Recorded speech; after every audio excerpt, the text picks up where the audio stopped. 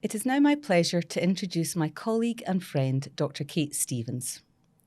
Kate is one of the trustees of Friends of GRI who works as a consultant physician in GRI and the Queen Elizabeth University Hospital. Kate's father, Bob, has been helping Friends of GRI by researching the history of our hospital, and you can find the fruits of his labours on our website. Following a discussion with her father, Kate became interested in Rebecca Strong and her extraordinary legacy, and I'm really looking forward to what I'm sure will be a fascinating talk. Thank you, Hilary. It's my pleasure this evening to talk about a remarkable lady called Rebecca Strong. She was known throughout her career as Mrs. Strong, and her career was made in nursing.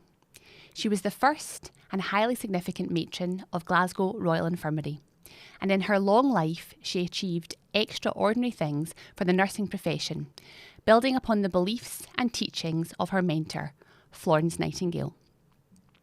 Was she troublesome? Those are her words. "I am afraid I was a rather troublesome woman. As soon as one step was taken, I proposed another." This is in reference to her insistence that standards of care and training in nursing were continually improved and advanced. So yes, I rather suspect she was extremely troublesome, particularly to those in hospital management. But you do not achieve what Mrs. Strong did without tenacity, drive, determination, and a degree of single-mindedness. In order to appreciate the magnitude of Mrs. Strong's contribution to the nursing profession, we need to explore three things: her background, nursing as it was in the early 1800s, and Mrs. Strong's relationship with William McEwen. And they are seen together in this photo, with McEwen standing on the left and Rebecca Strong in the grey dress opposite him. Rebecca Strong was born Rebecca Thorogood on the 23rd of August 1848 at the Blue Boar Inn in Aldgate, London, where her father, John Thorogood, was the licensee. Her mother, Mary, had previously given birth to 7 other children, 5 girls and 2 boys.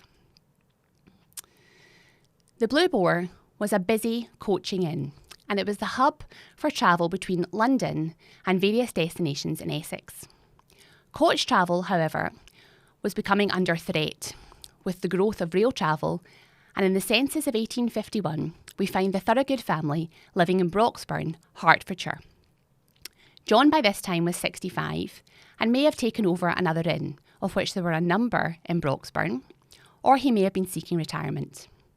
What we do know is that in 1854, Mary Thorogood, Rebecca's mother, died, leaving Rebecca to be brought up by her older sisters from the age of 11. On the 19th of July, 1863, back in London, and just 1 month short of her 20th birthday, Rebecca Thorogood married Andrew Robert Strong, an instrument maker the same age as she. In 1864, a daughter, Annie Ellen Strong, was born. But by 1865, Rebecca Strong was said to be widowed. Now, whilst widowhood was effectively her situation, there is evidence that her husband was not in fact dead, just missing. And in 1866, the same Andrew Robert Strong, instrument maker, married again, presumably bigamously, as there's no record of divorce from Rebecca in existence. Regardless, he exits the life of both Rebecca and Annie at this point. But it is worth reflecting upon the fact that had Rebecca not found herself a single parent with a need to provide for herself and her daughter, she might not have embarked upon the fruitful, productive and successful work which has proven so important to the world of nursing.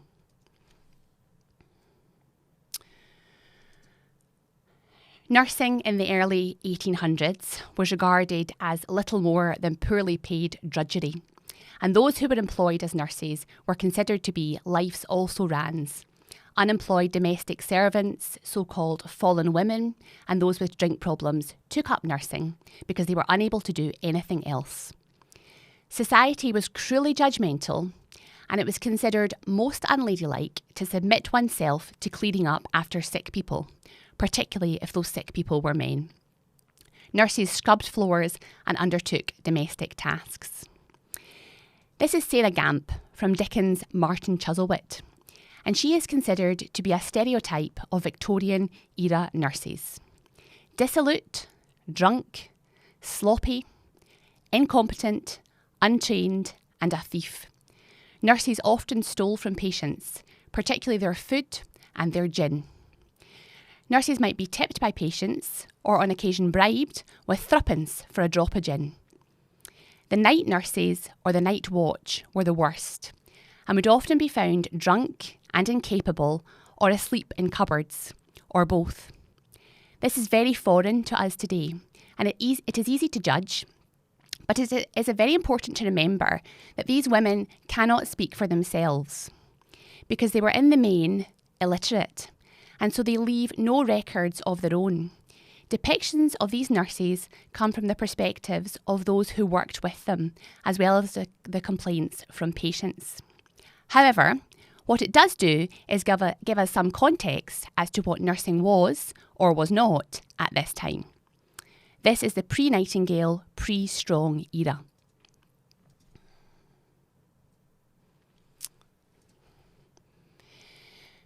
Before Joseph Lister introduced antisepsis and strict hygiene, surgeons carried out amputations in insanitary conditions, which are vividly described by Lindsay Fitzharris in her book, The Butchering Art.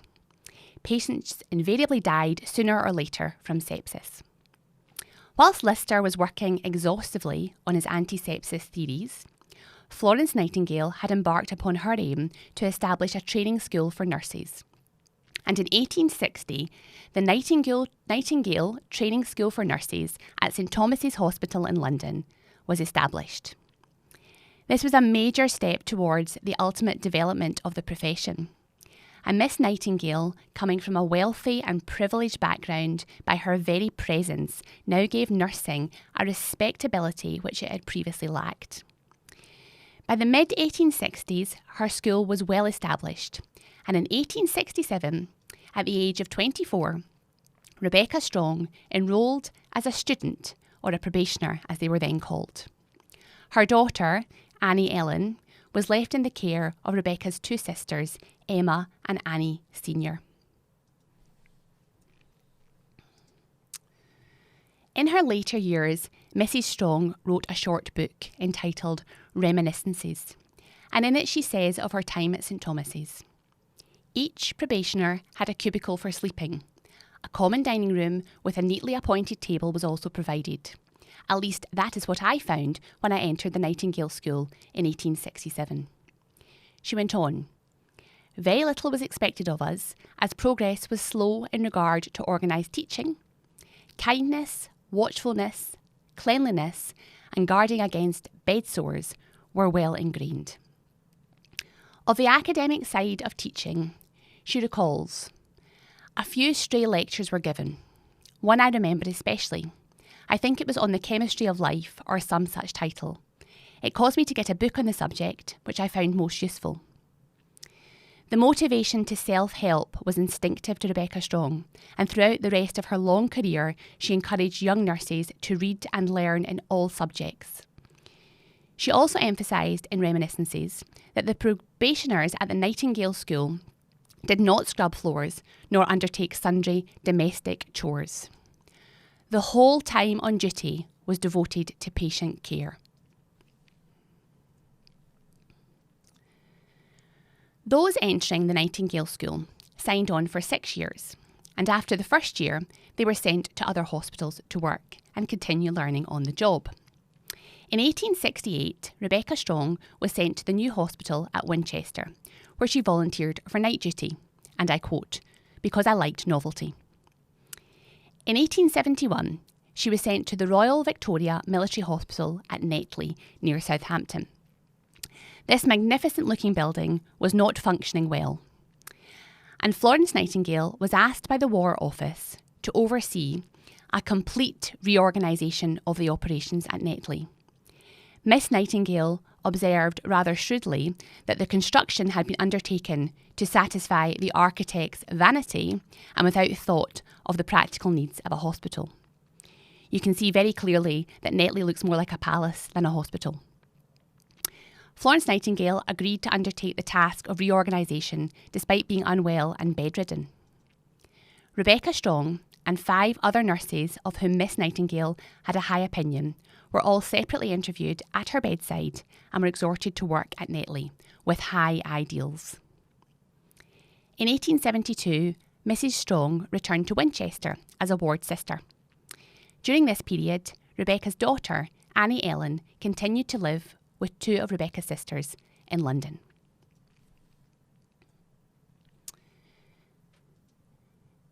In 1874, Rebecca Strong came to Scotland.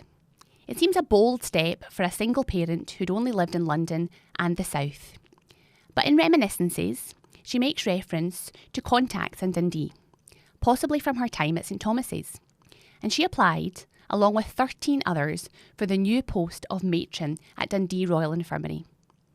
After interviews, she was the unanimous choice of the managing committee and was appointed at a salary of £60 per annum, with board and lodging provided.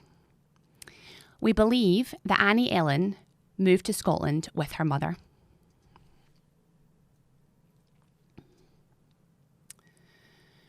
This is an excerpt from the Dundee Courier, where the chairman of the Board of Governors of Dundee Royal Infirmary states, "One of the most important duties we have had to perform in the interest of our infirmary has been the appointment of a matron. Mrs. Strong, being a thoroughly trained nurse, she is quite competent to train others to these onerous duties." And the chairman finishes by urging that she be supported. And she was, very much so. She formed a sound working relationship with the medical superintendent, a Dr. Robert Sinclair, whom she found to have advanced ideas which matched her own. Under Dr. Sinclair's influence, nurses were given a single room for sleeping and had the use of a common dining room and sitting room. Mrs. Strong considered this to be of value in recruiting suitable trainees. By this time, training for nurses had extended to hospitals in various parts of the country, but was completely without any standard format. The level of instruction varied widely, and all learning was undertaken in the hospital wards, with beginners replicating what the more experienced nurses did.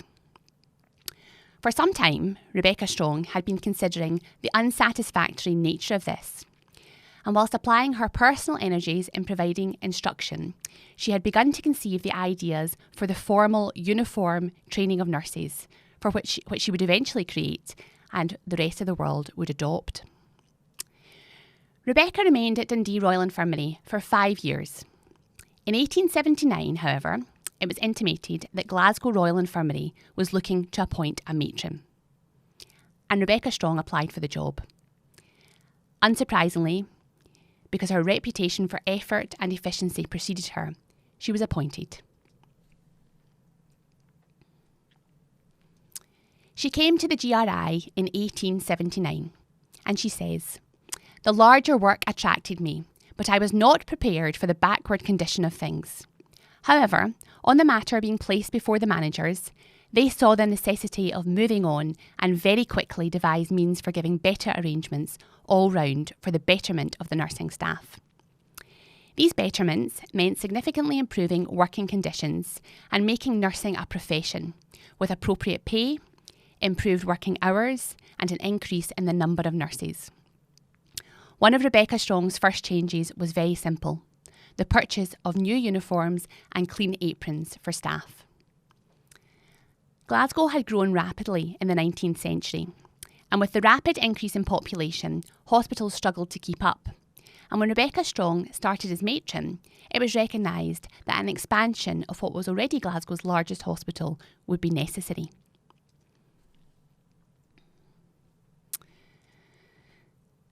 This is William McEwen. He was the senior surgeon at Glasgow Royal Infirmary. A former pupil of Lister, he was destined to expand the boundaries of surgery greatly, and was also to prove to be a huge asset to Rebecca Strong, in her quest to ensure that nursing kept up with all of the advances being made in surgery and in medicine. Why did their relationship develop to such an extent? Well, McEwen held firm beliefs that nurses should have basic training and education, including that they should be taught anatomy and physiology and therapeutics, so that they could understand disease and the treatments. This very much aligned with Rebecca Strong's own beliefs. But beyond that, they shared common ground in that they were both outsiders. Rebecca Strong from London and William McEwen was from Bute. He had a somewhat rocky relationship with many of his medical colleagues. He did not get on with many of them, nor did he seem to particularly want to. He had an especially volatile relationship with Dr. Donald McIntosh, who was medical superintendent at the Western Infirmary when McEwen worked there. This cartoon depicts McEwen with McIntosh, and it is captioned, "Sir William McEwen remembering Dr. McIntosh's name, but failing completely to recollect his face." There are many tales about McEwen and McIntosh, but I want to share one with you. McEwen wanted space in the operating theatre one day, and when McIntosh refused, reasonably because the theatre was already in use, McEwen set up a theatre in a hospital corridor, scrubbing it down and putting up curtains so he could carry on and operate despite the lack of a theatre. William McEwen was also famous for hating George Beatson, who was a pioneer in the field of oncology and was heavily involved with St Andrew's Ambulance. McEwen refused to refer to Beatson by name and simply called him that ambulance man. However, this should not detract from William McEwen's phenomenal achievements. There was often natural friction between matron and the medical staff, so we might postulate that it suited McEwen to be in cahoots with Mrs. Strong. Regardless of the motivation, they developed a very strong working relationship which continued until McEwen's death, and McEwen's support proved to be invaluable.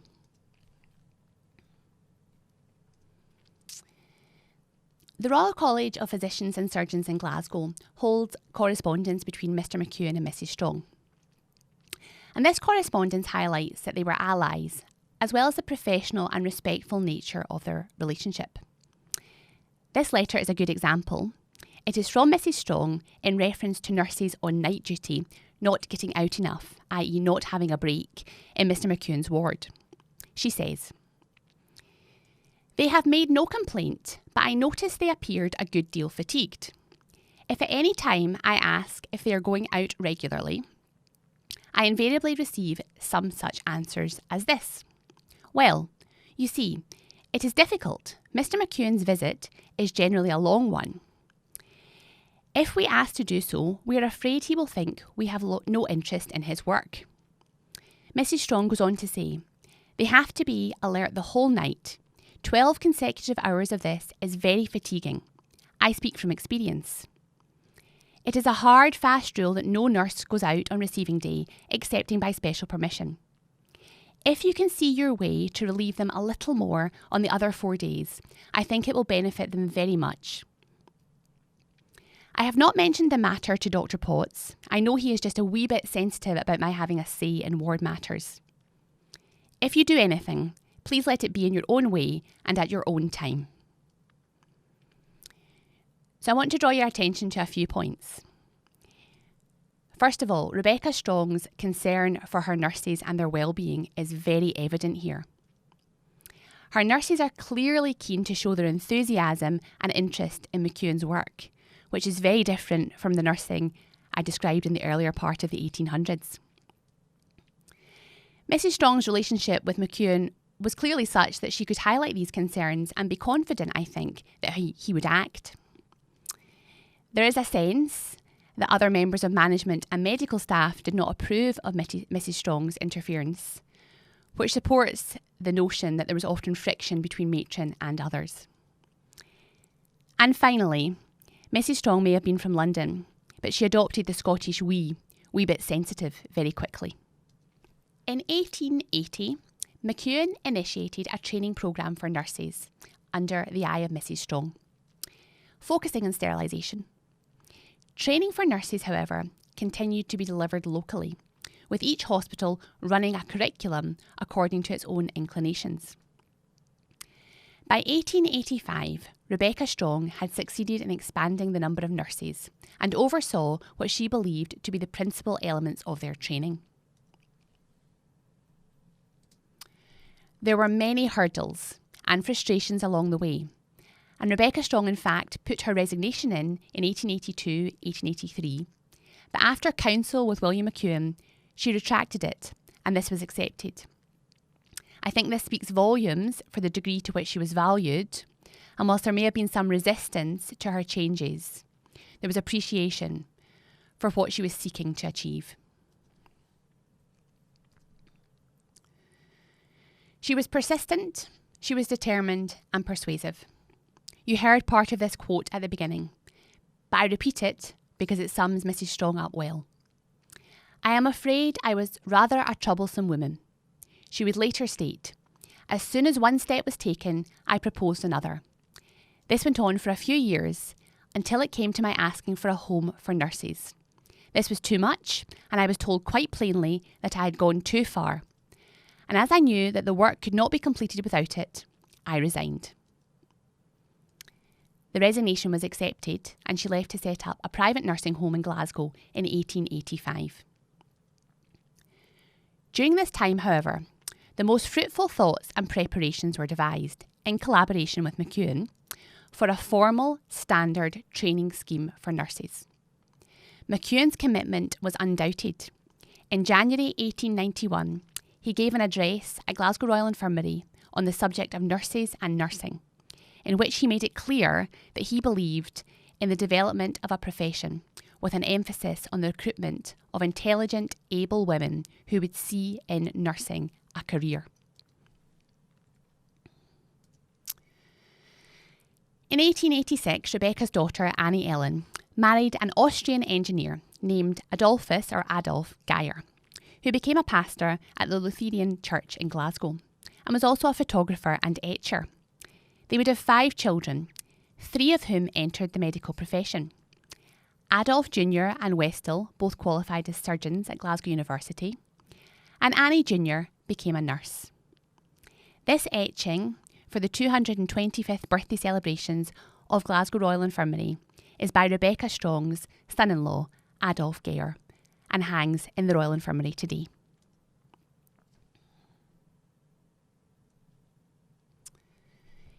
In 1892, the office of matron at Glasgow Royal Infirmary became vacant once more, and Rebecca was invited to return, which she did.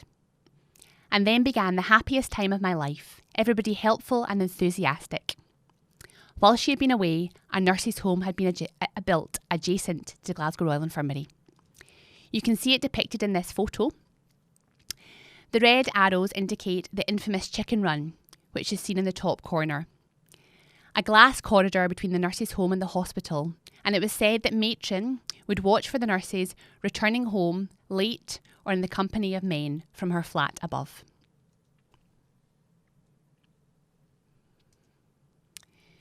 The go-ahead for the nurses' training scheme was given, and in 1893 it was started.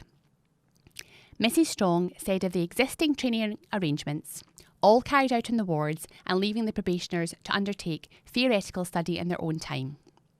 We found that this seriously interfered with the discipline of the house and the working of the wards, having to take the probationers away at irregular hours for the attending of lectures. We were also unable to provide them with time for study, which rendered the lectures practically useless for the majority, as it was only the few whose strength permitted of their depriving themselves of rest or recreation to obtain time for study. Her new plan contained several features which became standard for nurses' training schemes worldwide in the 20th century. Rebecca Strong pioneered the block system by dividing the nurses' training into blocks of lectures followed by blocks of practical ward work. Theoretical instruction and examinations became compulsory before probationary nurses were allowed to enter wards. This instruction included elementary anatomy, physiology and hygiene, followed by a course of clinical instruction. An educational standard was required prior to entry, and now nurses' education had been elevated to the medical college, placing them on a par with medical students.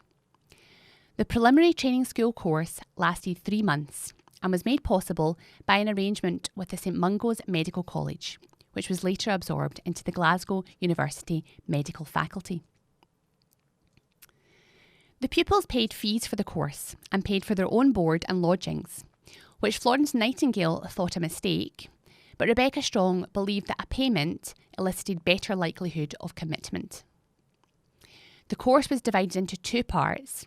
The first spread over 6 weeks, with 12 lectures each on anatomy, physiology, and on hygiene. The fee was 2 guineas. The second part occupied 4 weeks, but dealt more with practical nursing.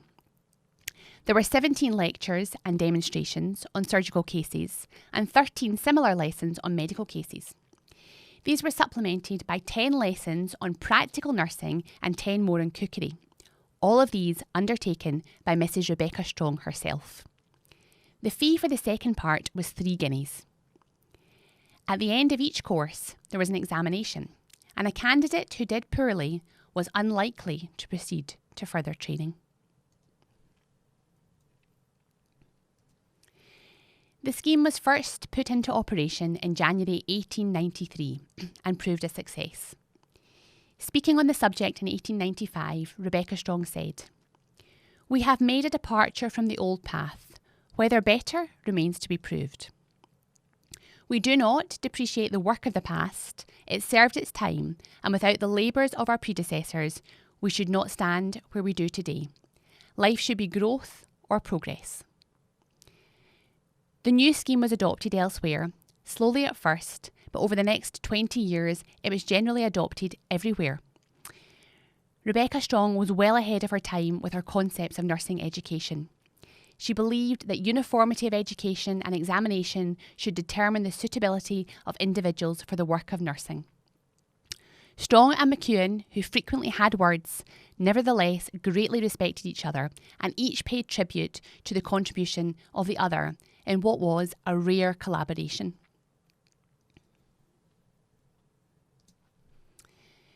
Rebecca Strong had long been in favour of a state registration scheme for nurses, and now that a standard qualification was available, such a scheme came a little closer. An International Council of Nurses was founded by Mrs. Bedford Fenwick, a friend of Rebecca Strong's, and Rebecca attended meetings of the Council in Europe and North America well into her 80s. She joined various nursing organisations, the Royal British Nurses Association and the Matrons' Council, and was the Vice President of the National Council of Nurses of Great Britain and Ireland. Rebecca Strong retired from clinical nursing in 1907, but she remained very active. In 1909, Strong and Sir William McEwen, who was knighted in 1902, formed the Scottish Nurses Association. Rebecca Strong later became president and represented the organisation on the committee of the Society for the State Registration of Nurses. Over the next decade, professional development for nurses accelerated. With the First World War, the establishment of the College of Nursing and the passing of the Nurses Registration Acts. Although Strong and Bedford Fenwick were not impressed by the educational standards of the new General Nursing Councils of England and Wales, Scotland and Ireland.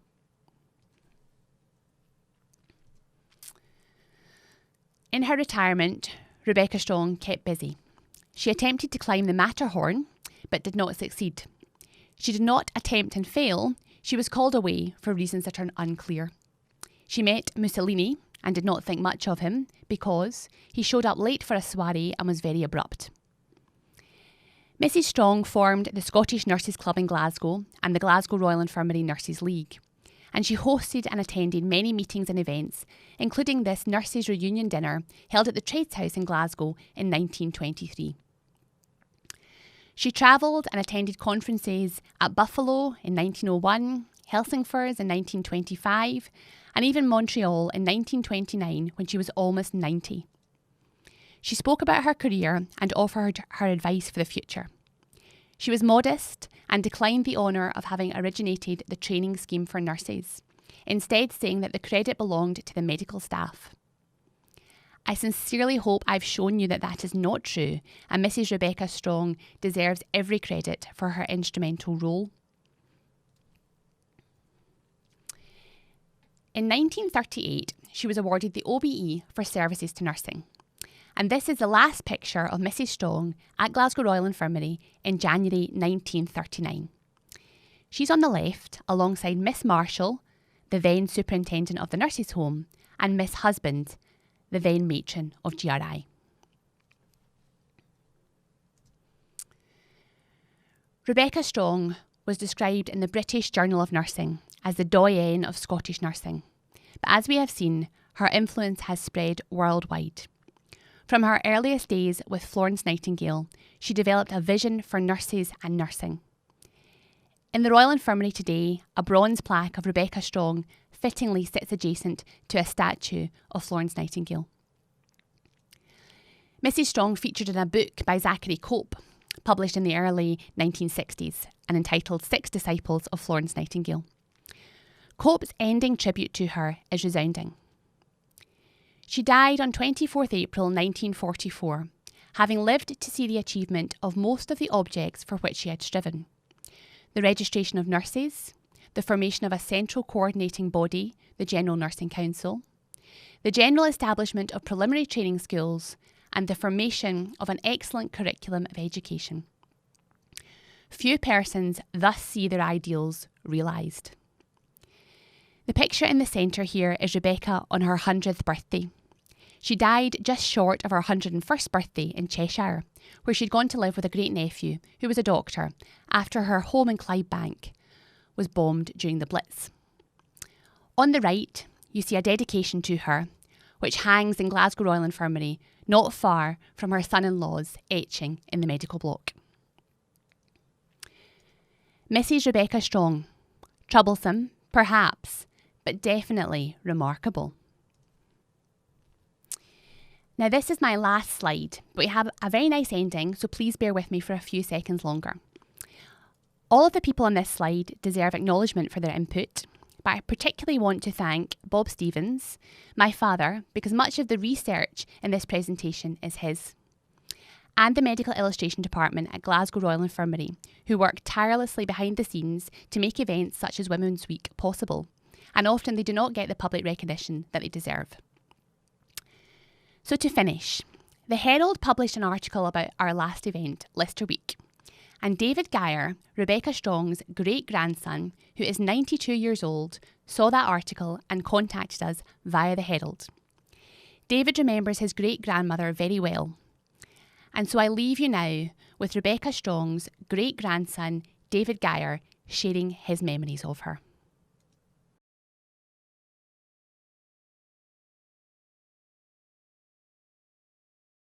Yes, this was 1939, probably the summer of 1939, and she came to visit us.